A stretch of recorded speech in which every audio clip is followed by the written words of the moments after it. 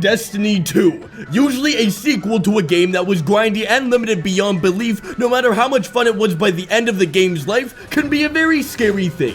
Now mind you, some people were diehard Destiny fans, saying things like, "We will find content out there." Others were more casual players that enjoyed it like a solid campaign, but never wanted to get into the grindy stuff. And finally, you've got the people that played for 2 minutes, used one gun, and proceeded to wipe off their Cheeto-infused fingers in order to judge the game based off of critic reviews. Not everyone likes the bacon done the same way, and Destiny is a large strip of bacon. Let me just start off by saying that Destiny 2 as a base game has more content, more stuff, more everything than the first Destiny after 3 DLC launches. Which, I mean, is still not a ton of content, but hey, it's enough to really keep you playing this time. You're not gonna have this situation again. Wait a minute, I didn't even think the campaign started yet. Destiny 2 introduces a ton of content into their areas. The worlds are active and filled to the brim with stuff to do. In fact, one quest will flow into another quest into a public event, and all of a sudden you're in a cavern doing heaven knows what. It's like when you're balancing a cup of coffee where it's kissing that rim. The campaign of Destiny 2 was actually surprisingly good. Compared to the first, this sequel had a very well-known main villain, a solid plotline that was actually interesting, and the voice acting was, well, it was pretty good, all hail Nathan Fillion. That's a good job, Colonel. But of course, it had its cheesy moments. Is it following us? Or are we following it? The thing about this campaign is that they really needed it to have some meat, because Bungie is expecting you to play these missions over and over again on different characters and for bonus loot challenges, so it better be interesting.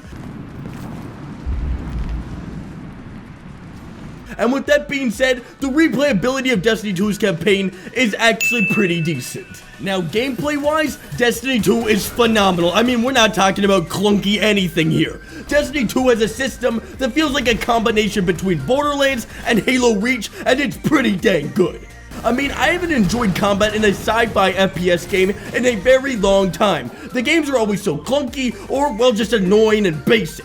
Destiny 2 forces players, sometimes the hard way, that you need to think through situations. You actually have to follow the mechanics. At times, the action can feel a little bit too much right in your face. You can't really respond to situations due to the FOV, which can get a little bit frustrating. Now for the important question.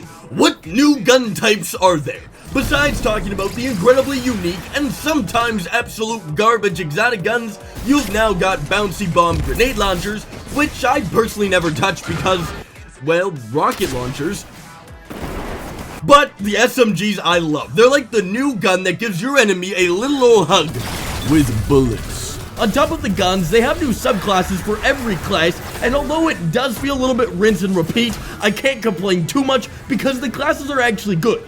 The set building in this game is also pretty great. It allows you to customize your character to play them exactly how you want them.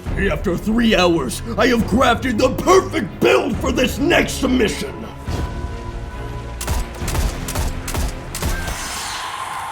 Alright, perfect. That was worth it. Next build. And finally, there's Destiny 2's PvP. You know, ego-central, self-esteem city. It puts competitive players into situations where they can flex their exotics and in 2 different game modes.